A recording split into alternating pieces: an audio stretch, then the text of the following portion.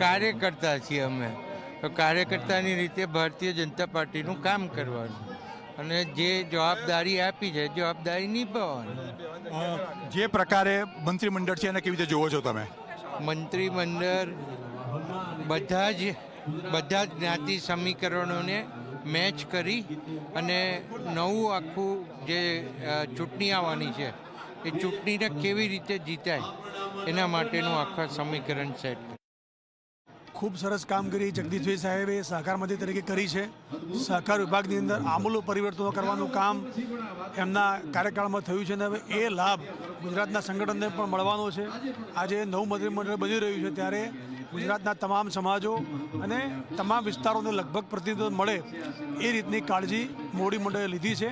એના કારણે ખૂબ ઉત્સાહ કાર્યકર્તાઓમાં છે અને ખૂબ સારા પરિણામ એના કારણે મળવાના છે. ઉત્તર ગુજરાતની વાત કરીએ તો ઉત્તર ગુજરાતનું પ્રતિનિધિત્વ કેટલું કેવી રીતે?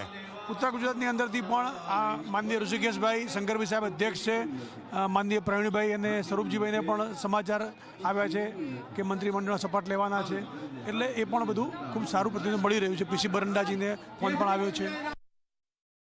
ગુજરાતની પ્રજાએ અને વિજાપુરની જનતાએ 56,000 મતોની લીડથી મને જીતાડ્યો એ જ આનંદ છે. અને ભારતીય જનતા પક્ષ જેવી પાર્ટીમાં અને નરેન્દ્રભાઈ મોદીના કુશગ્ર બુદ્ધિ હેઠળ જે કામ કરવાની તક મળી છે એ જ મોટો વિષય મારા માટે આનંદનો વિષય છે.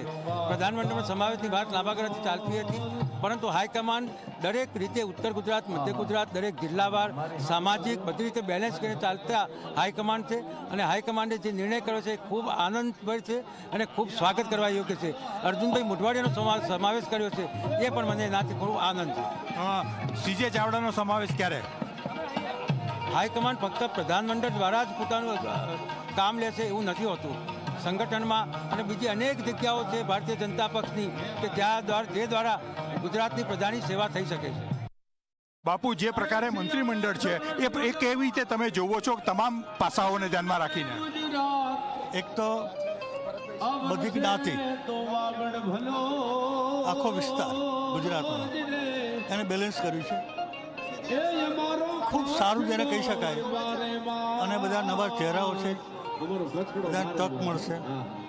એટલે નરેન્દ્રભાઈને, અમિતભાઈને, ભૂપેન્દ્રભાઈને અને હજુ નવા થયેલા અમારા મિત્ર પ્રમુખ શ્રી જગદીશભાઈને હું ખૂબ અભિનંદન આપું છું. હું સારી રીતે જોઉં છું કે બેલેન્સ કર્યું છે અને ખૂબ સરસ રીતે સરકાર ચાલશે.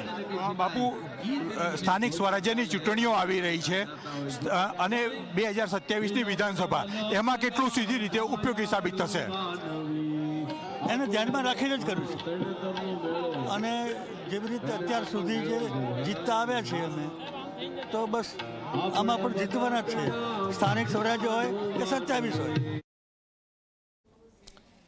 તમે જુઓ કે લગભગ 26 તો ચહેરા આવી રહ્યા છે, પણ રાઘવજી પટેલ, બળવંતસિંહ રાજપૂત, મુળુભાઈ બેરા, કુબેર ડિંડોર, બચ્ચુ ખાબડ, મુકેશ પટેલ, ભીખુસિંહ પરમાર અને કુંવરજી હળપતિ એમને પડતા મુકાયા છે. તો મેસેજ ક્લિયર કટ આપી રહ્યો છે, પરફોર્મન્સ બેઝ આ કામ જોવાયું છે અને એટલા જ માટે આપણે